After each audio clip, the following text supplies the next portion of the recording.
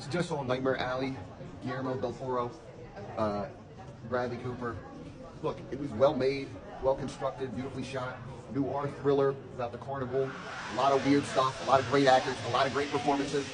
But I gotta say, for me, I'm not a big fan of old movies, and I know that's not a popular take on things, but if you're gonna make like a creepy Chinatown type movie with today's standards, but use a lot of the shots and the same similarity they use for storytelling, and it's gonna be long and plotting and everything. I mean, this was endlessly depressing. There's not a winner in this movie. None of the characters are winning. I mean, it's a story. In fact, it's a story that I say I want all the time, but when I finally get it, when a great director marries great acting with, I would say, great writing. I mean, I can't even say great writing because a lot of the conceits of the plot, I wasn't there. They were told to me. You know, Bradley Cooper's there. He's in love with this chick. Thank God he told me because I would have never picked it up from the movie. Then he's playing out his life, whatever. Somebody tries to tell him, don't do it. He's like, fuck it, I'm going to do it anyway. I mean, it's endlessly depressing. You know, there's no one to root for. I didn't root for Bradley. I didn't root for anybody. But I say it's quality. It's quality, so I'm going to give it a 75 out of 100. And it's, you know, it's better than most things you'll see. I just, again, endlessly depressing. Click me.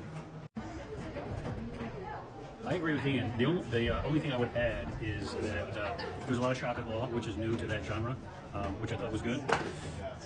I'm not fully sure why I don't like the movie. I respect the movie. It looked like it was hard as shit to make.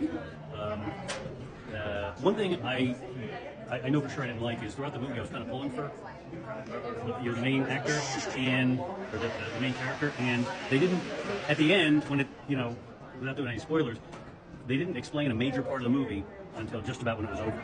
And so it's kind of like, you know, when you do that, you can kind of manipulate the fans, and you explain away why, you know, the guy that you love it's okay that it ended up this way or whatever. I think it would have made a lot more sense to me if I'd had that during the story instead of, you know, a flashback at the end of the movie. But you know, I feel like I should like it, but I don't. So I'm gonna give it a 70. Yeah, there's a lot of things too, like that. I don't want to last minute because, like, there's a lot. The way they show us how, like, people that do that trick, they teach us how people do that trick, and I thought that was really effective. I really understood how they were actually pulling shit off. Although sometimes he like made like great shit happen without explanation. Right. Yeah. And they kind of chalked it up to like an explanation was childish. Right. But you know that, you know, it was like, you know, magic.